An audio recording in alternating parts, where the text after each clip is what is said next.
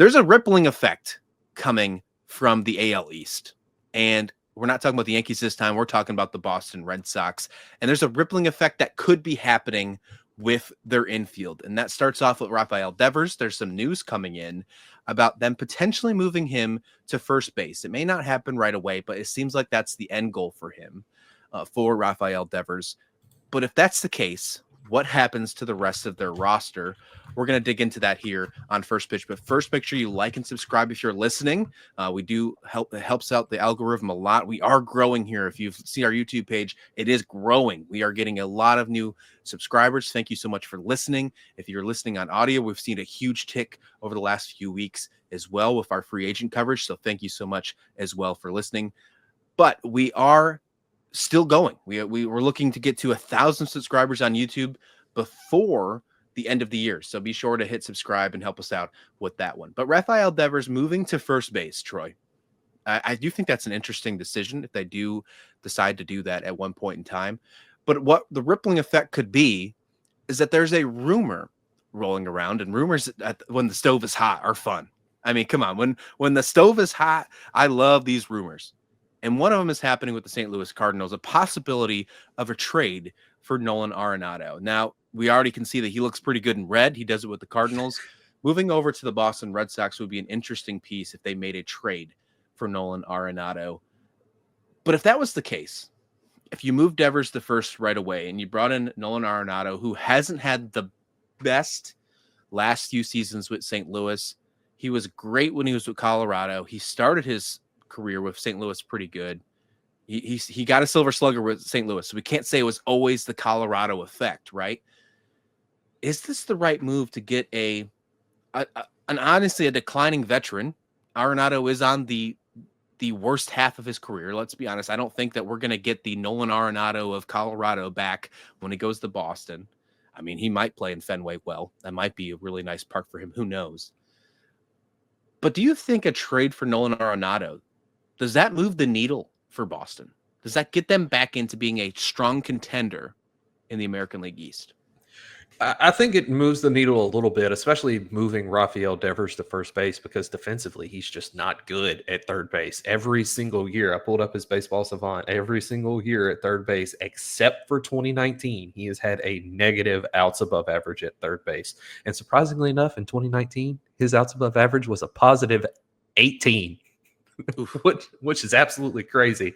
Very, very much an outlier. But it moves the needle a little bit on the as far as the offense goes, and it kind of sounds like they're just trying to load up on offense. Really, they need to be focusing on their pitching. If they want to move the needle at all, they need to be focusing on their starting rotation. Cutter Crawford showed a massive decline in 2024.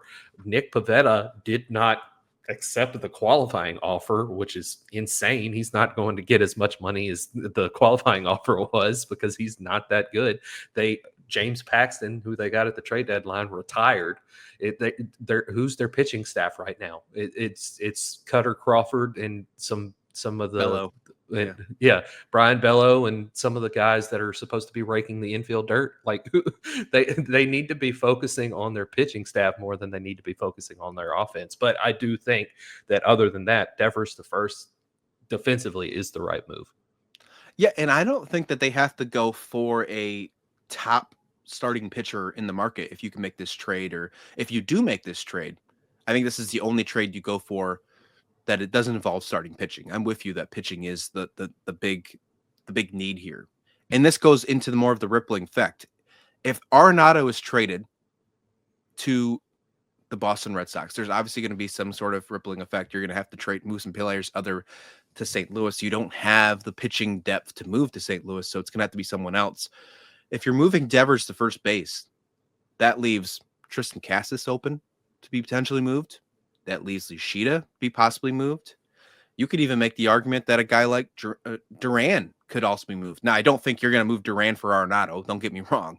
I don't think that's happening. I'm not trying to give you a terrible hot take of a trade idea. But those possibility of names could be moved this offseason when they are trying to reconstruct this roster. Devers to first base, I think, is going to be the end goal.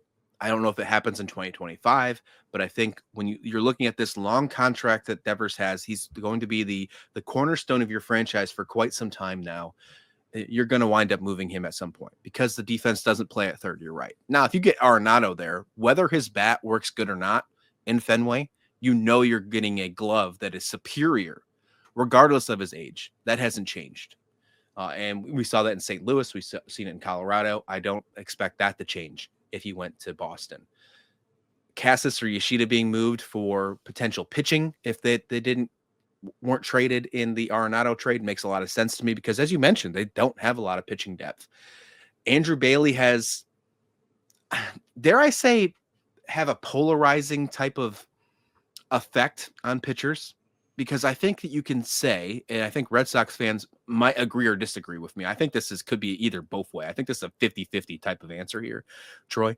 I think some people love Andrew Bailey and what they're doing. And I think some people absolutely can't stand what Andrew Bailey is doing with this pitching staff. I think there are people who think that he's improving what he has right now, which isn't 4 aces in the deck. And I also think that they can't stand what he's doing, thinking that they're ruining some of the prospects of what they have in Boston. I think bringing in a couple pieces from the outside to work with Andrew Bailey will definitely show what he is capable of. And it'll make that decision if they need to move on with Andrew Bailey after 2025 an easier one for the Boston front office. So I'm really excited to see who they bring in because they have to bring in some pitching, whether it's a trade, whether it's free agency. It doesn't have to be a Blake Snell. It doesn't have to be a Corbin Burns. It can be the second or third tier pitching in the free agent market. It can be a guy in the trade market. It can happen that way because I don't think that they need a top guy. They just need guys that can eat innings, guys that can be able to pitch, 5, 6 to get to that bullpen. But I'm really excited to see what Andrew Bailey can do with whoever they decide to grab. Yeah, absolutely. And it's like you said, it's very polarizing. Lindsay and I talked about it yesterday when the Yusei Kikuchi signing happened, that there are 3 teams in baseball that you look at whenever pitchers sign somewhere and you're like, they're gonna figure things out. And it's the Houston Astros, the Atlanta Braves, and the Tampa Bay Rays. Pitchers go to those clubs to figure out how to be better pitchers. What you didn't hear is the Boston Red Sox in that list, because if you look at it, even before Andrew Bailey, Chris Sale went to the Boston Red Sox. He had one good year there, and then a bunch of years of injury and not performing to the level that he's capable of. And then the first year he leaves Boston, he's a Cy Young winner in the National League and a Triple Crown winner. So yeah, it's Andrew Bailey's definitely polarizing. And yeah, I agree. They need to bring in some outside pitching. It doesn't have to be top tier. It doesn't have to be the Corbin Burns or the Blake Snell, like you said. As we saw with the Dodgers, if you can outscore all of your opponents, you don't have to have top-tier pitching. And while the Dodgers do have top-tier pitching, it's generally on the injured list. So they don't have to have the top-tier guys. They can bring in a guy. I think Seth Lugo's a free agent right now. They can bring in Seth Lugo. He can eat a bunch of innings, and he's not going to be as good as he was in Kansas City this year. And he can eat innings, and he can give you a 3.5 to 4 ERA and be a solid addition to their rotation. And with the offense that they have and any potential additions that they might make, including Arenado, that would be perfectly fine as a bridge to get to the bullpen and finish out games. When you look at the projected rotation right now for the Boston Red Sox, Tanner Hoek, Ryan Bayo, Cutter Crawford, Richard Fitz, Cooper Criswell, according to Fangraphs. That's what they're looking at right now, a plethora of righties.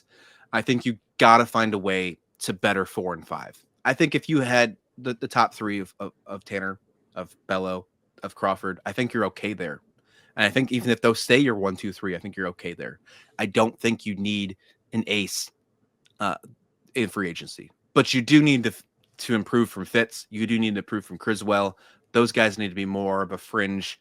Will they make the opening day roster? Not are they going to be guaranteed heading into 2025 because there's just nobody else to take that spot. So I think that definitely is something moving forward. Obviously, Lucas Giolito, he opted into his at some point. He's going to be back from his Tommy John. Garrett Whitlock is still up there. He's injured right now. We'll see when he returns, but that's still not enough. You still need to get something moving forward. And I think 2 arms is how you replace that.